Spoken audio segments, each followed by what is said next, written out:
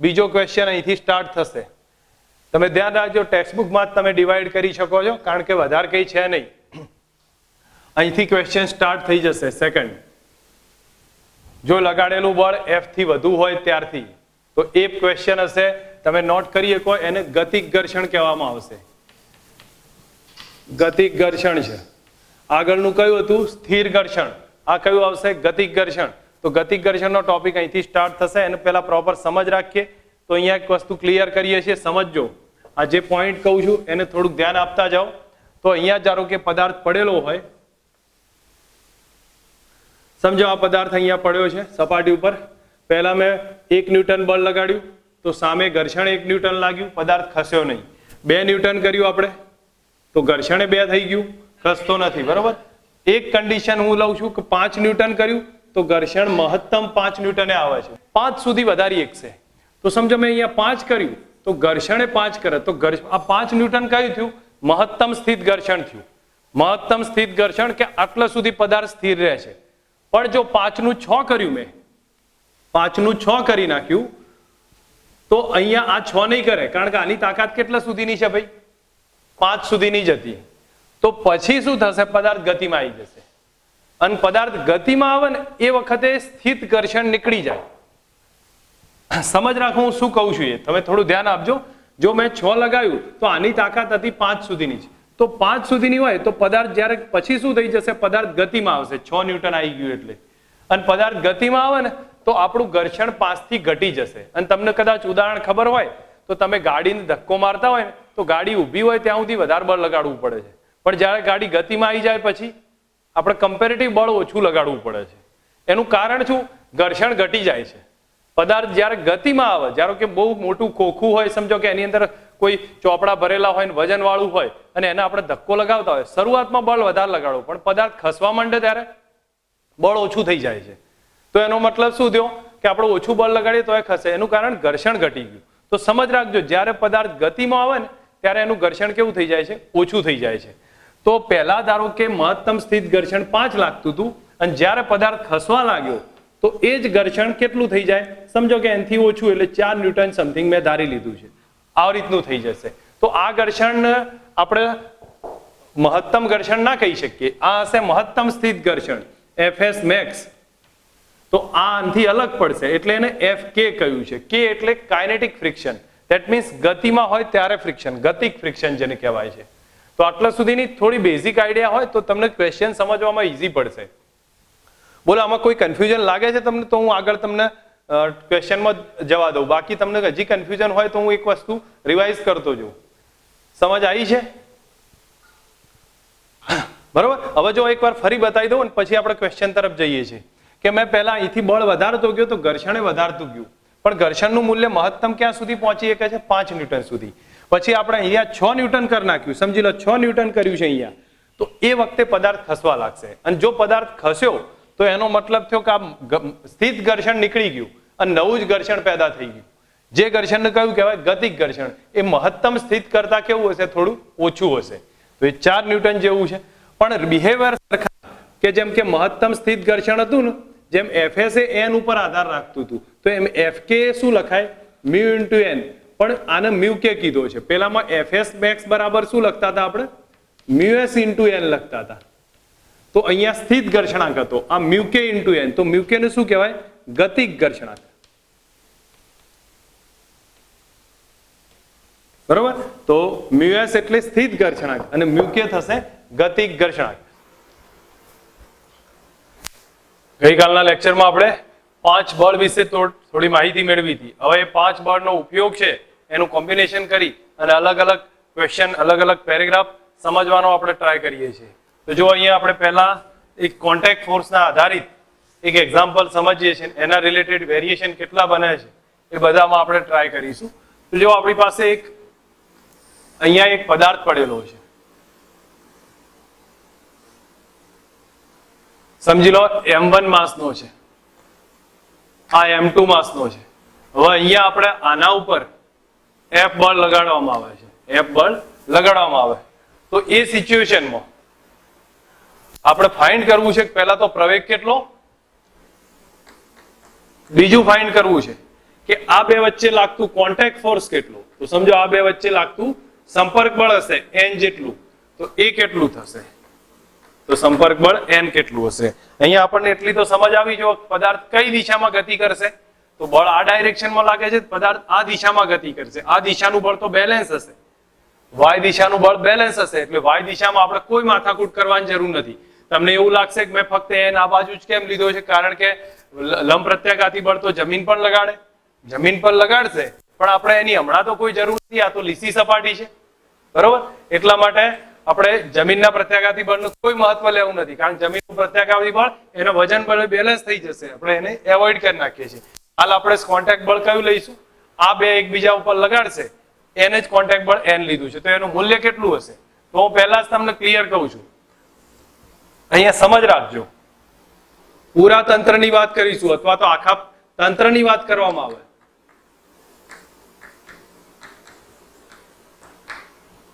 આંતરિક બળ શૂન્ય થાય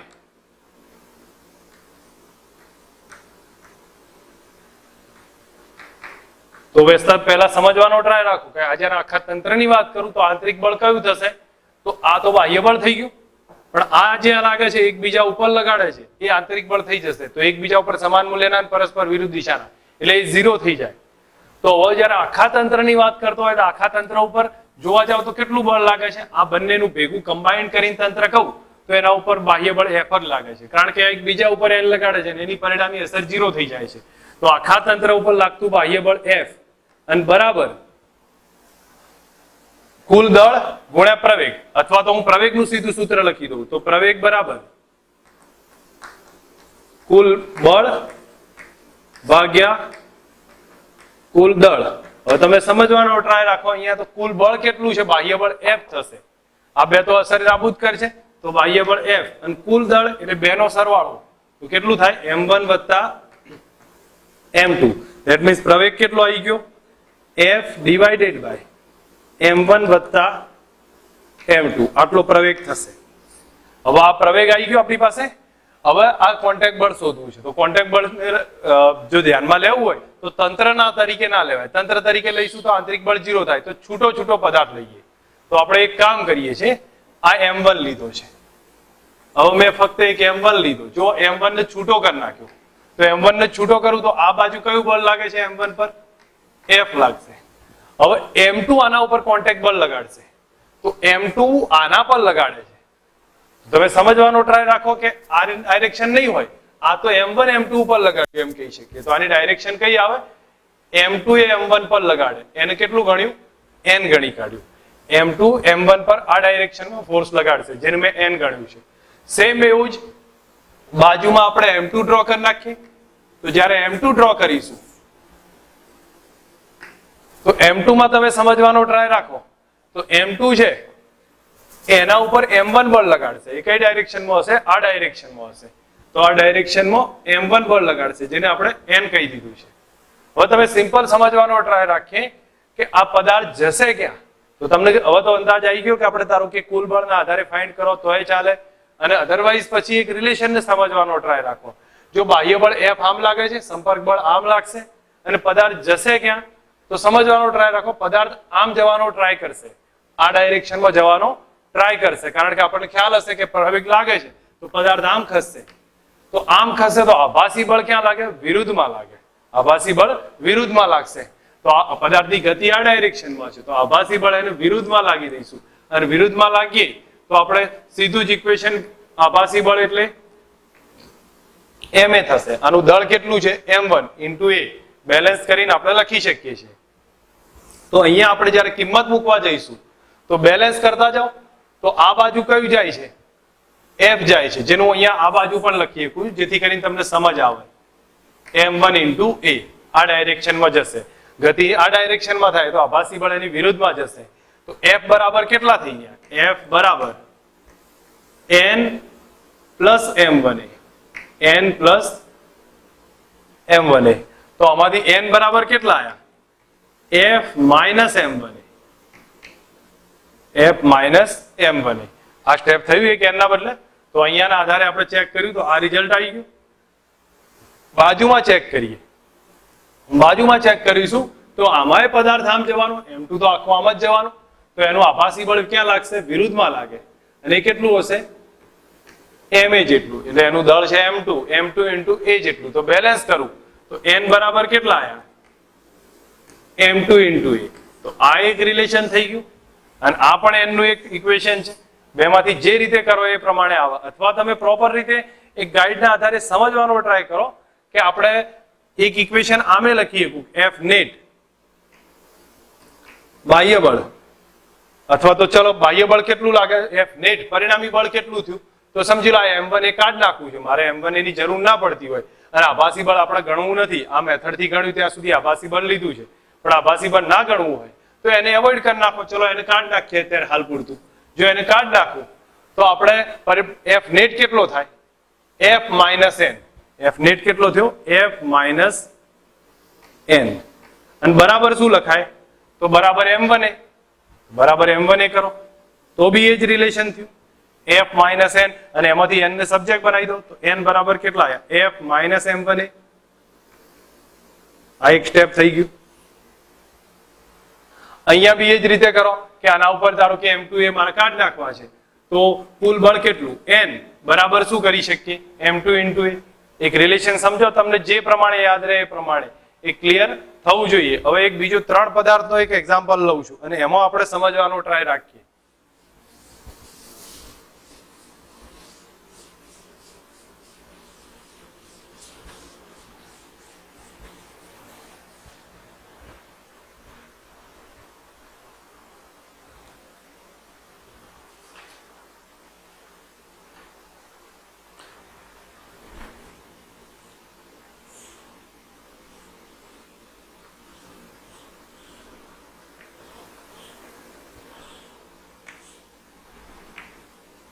m1 m2 m3 આ રીતે મૂક્યા છે.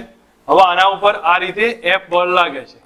f બળ લાગશે તો આ બે વચ્ચે લાગતો કોન્ટેક્ટ ફોર્સ n1, આ બે વચ્ચે લાગતો કોન્ટેક્ટ ફોર્સ n2 છે. આ બેની વચ્ચે લાગતો n1, આ બેની વચ્ચે લાગતો n2 છે.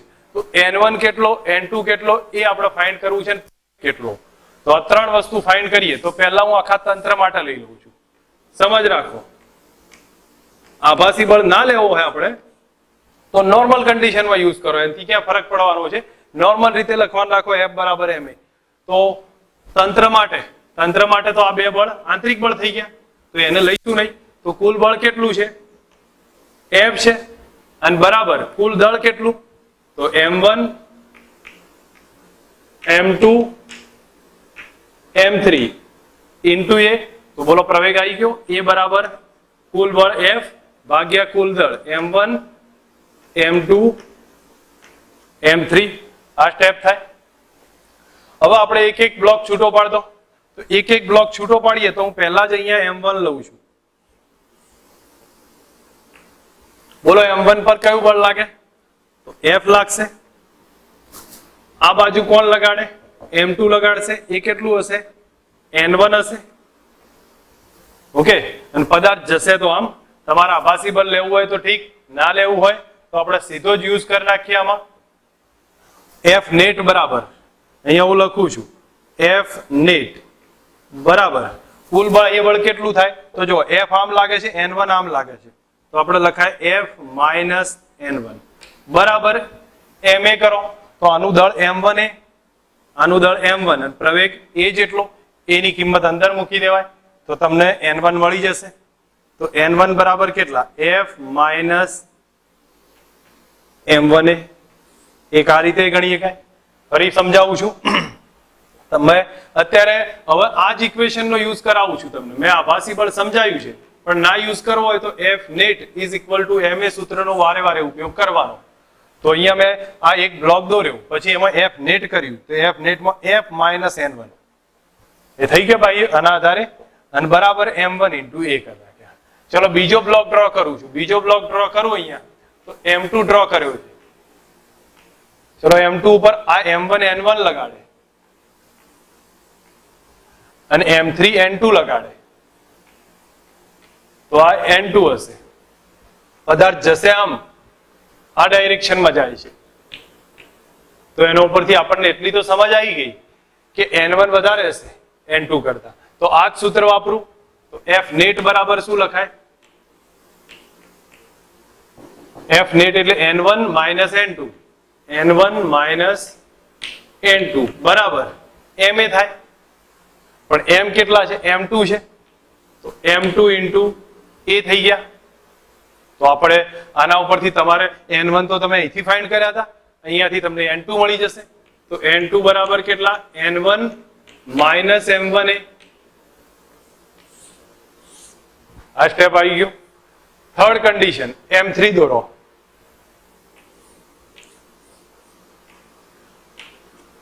M3 ઉપર જો તો M3 ઉપર M2 બળ લગાડે, જેને આપણે શું કહી દીધું છે? N2 કીધું છે. આમ ડાયરેક્શનમાં લગાડે એ N2 હશે અને M3 આમ જાય છે. તો આના ઉપર F નેટ બરાબર N2 જ છે. F નેટ બરાબર N2 છે અને બરાબર કેટલા લખાય? M3A. તો આ સ્ટેપ રિલેશન આવે. આભાસી બળ લેવો હોય તો ઓપોઝમાં લઈ લો તો એ બેલેન્સ થશે, ના લેવો હોય તો આ પ્રમાણે કરીને આન્સર લાવી દો. ઓકે, અહીંયા આપણે F બરાબર 84 ન્યૂટન ફોર્સ લાગે છે. 84 ન્યૂટન ફોર્સ લાગે છે. તો દરેકના સંપર્ક બળ કેટલા અને પ્રવેગ કેટલો? તો અહીંયા સમજ રાખો આ ક્વેશ્ચન કે સોલ્વ કરવા માટે. આ N1 હશે કોન્ટેક્ટ ફોર્સ, આ બે વચ્ચે લાગતું N2 હશે અને આ બે વચ્ચે લાગતું N3 હશે. આપણે ફાઇન્ડ કરવો છે કોન્ટેક્ટ ફોર્સ. તો પહેલા એક કામ કરીએ, તંત્ર માટે વાત કરીશું. તો તંત્ર માટે કુલ બળ F net is equal to ma. એ જ ઇક્વેશન નો યુઝ કરતા જઈશું. F net is equal to ma. હવે F net છે તો આખા તંત્ર માટે આ બધા આંતરિક બળ થઈ જાય એટલે એ ગણાય નહીં. આ બાહ્ય બળ 84 થશે બરાબર. ટોટલ માસ 5 વત્તા 4 વત્તા 3 વત્તા 2 ઇન્ટુ એક્સલરેશન A. F બરાબર F net into M is equal to ma થશે. તો એ બરાબર તમે ચેક કરો તો 84 ભાગ્યા 14 થાય. આ 14 થશે, ભાગાકારમાં લઈ લો એટલે 6 મીટર પર સેકન્ડ સ્ક્વેર નો પ્રવેગ આવી ગયો આપણી પાસે. 6 મીટર પર સેકન્ડ સ્ક્વેર નો પ્રવેગ છે. હવે તમે એક કામ કરી દો, આ આખું તંત્ર એ પ્રવેગથી આમ જતું હોય અને એ બરાબર 6 છે મીટર પર સેકન્ડ સ્ક્વેર, તો તમે દરેકનો પ્રવેગ ફાઇન્ડ કરી શકશો. પહેલા તમારે 5 થી ચાલુ કરો કે 2 થી કરો, જેથી સ્ટાર્ટ કરવું હોય એથી આપણે ગણી શકીએ છીએ. આપણે ચલો 5 થી સ્ટાર્ટ કરીએ. તો 5 થી સ્ટાર્ટ કરીએ તો 5 માં 5 kg ની વાત કરું છું. તો 5 kg પર N1 કેટલું હશે એ જોવો. તો આ બાજુ 84 નું બળ લાગશે, આ બાજુ 84 ન્યૂટન લાગશે, આ બાજુ N1 લાગતું હશે જે આપણને ખબર નથી. તો N1 લાગ્યું છે કારણ કે આ 4 5 ઉપર N1 ફોર્સ લગાડશે બરોબર. તો F નેટ બરાબર ma સૂત્ર. F નેટ કેટલો? 84 ઓછા N1. તો 84 ઓછા N1 બરાબર ma. M 5 છે અને એ થશે 6. 5 ગુણ્યા 6 કરી નાખ્યું. તો N1 બરાબર 84 ઓછા 30 આવશે. તો આમાંથી તમે એડજસ્ટ કરી લો અને એના ઉપરથી રિઝલ્ટ આવી જશે. કેટલો આવશે? આ બંનેની બાદ બાકી કરી દો તો 54 જેવો સમથિંગ આન્સર હશે. તો N1 બરાબર કેટલા મળી ગયા છે? 54 ન્યૂટન મળશે. તો આ એક રિલેશન આપણને સમજ આવી જશે. નેક્સ્ટ હવે એના પછી વાત કરીએ છીએ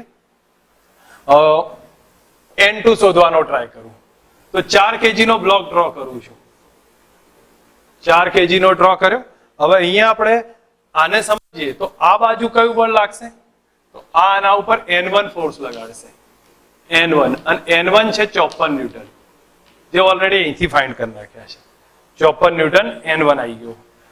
પછી 4 પર 3 લગાડશે જે N2 હશે, જે N2 હશે. હવે આપણું સૂત્ર લખ્યું છું ફરી પાછું F net is equal to ma. તો અહીંયા હું લખીશ 54 ઓછા N2 બરાબર ma એટલે 4 ગુણ્યા a થશે અને a ની કિંમત 6 છે. તો અહીંયા જોવા જઈશું તો N2 બરાબર 54 ઓછા 24 થશે. તો N2 30 આવશે. 30 ન્યૂટન આયા. હવે આ લઈએ 3 kg નો 3 kg નો પદાર્થ લઈએ.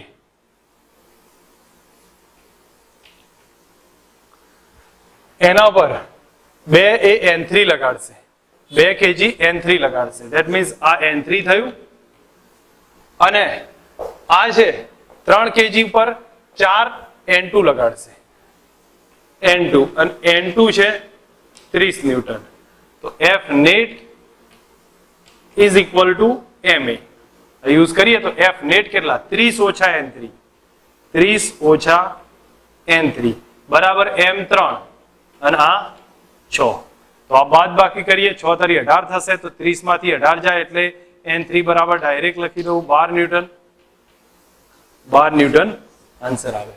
હવે ધારો કે હું એકલો 2 kg લઉં તો 12 ન્યૂટન આવવો જોઈએ આન્સર. તો સમજો 2 kg લીધો મેં, 2 kg નો પદાર્થ, તો એના ઉપર આ N3 લગાડશે આમ. તો N3 બરાબર ma કરો તો m છે 2 અને a છે 6, તો થઈ ગયા N3 બરાબર 12 ન્યૂટન. તો આપણો આન્સર રાઈટ છે. બે બેલેન્સમાં થઈ જાય, આન્સર એક રાઈટ થશે. હવે એક બીજી વાત કહું છું, આ બધા સિચ્યુએશન તમારી સામે બનતા ગયા, તમને એમ પૂછાય, ક્વેશ્ચન સમજજો કે 5 kg ને લાગતું પરિણામી બળ કેટલું, અથવા તો 5 kg ને કેટલું ગતિ પરિણામી બળ જોવા જાવ તો 5 kg પર લાગતું પરિણામી બળ તો એ કેટલું? તો આપણે મેં તમને કહ્યું 84 ઓછા N1 થાય F નેટ. તો અહીંયા જેમ આપણે બતાવ્યું 84 ઓછા N1 અથવા ma કરો, જે રિલેશન લખો એટલે 30 ન્યૂટન આવશે. એવી જ રીતે 4 kg પર લાગતું પરિણામી બળ તો 54 ઓછા N2 અથવા પછી ma કરો, 4 ગુણ્યા 6 24 થશે. 3 kg પર લાગતું પરિણામી બળ 30 ઓછા N3 અથવા પછી 3a કરો એટલે 18 થશે. આ બધી વસ્તુઓ આપણને ક્લિયર સમજ આવી જુઓ તો એકવાર આ નોટ કરી લેજો એક્ઝામ્પલ. પછી એક બીજો દાખલો તમને આપું છું.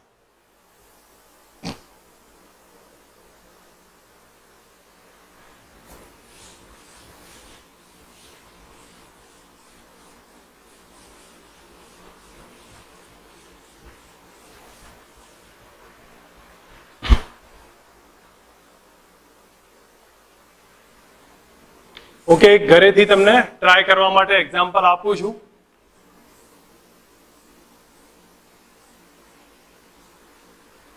પાંચ kg, 4 kg, 3 kg અને 2 kg. તો અહીંયા બળ લગાડું છું 70 ન્યૂટન. સમજો આ બે વચ્ચે N1 હોય કોન્ટેક્ટ ફોર્સ, આ બે વચ્ચે N2 હશે, આ બે વચ્ચે N3.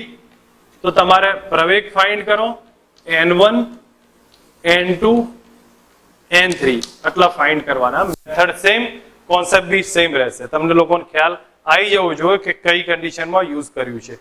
હવે એકવાર 70 લગાડો, પછી બીજી વાર આ જ F બરાબર 80 ન્યૂટન કરો અને તમે ફાઇન્ડ કરો કે ફોર્સ, આ બધી સેમ સિચ્યુએશન અહીંયા એકવાર 70 લગાવી જો, એકવાર 80 ન્યૂટન લગાવી જો અને પછી ટ્રાય કરી જો તો તમને ક્લિયર થશે કે કેટલો આન્સર આવે છે.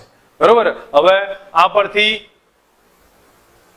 જે ટાઈપના એક્ઝામ્પલ હતા મેં એક ઓરલ આઈડિયા આપ્યો છે અને પ્રેક્ટિસ સમજાવી છે. પછી આપણે નેક્સ્ટ કાલે લેક્ચર લઈશું, એની અંદર ડિટેલ સમજવાનો ટ્રાય કરીશું.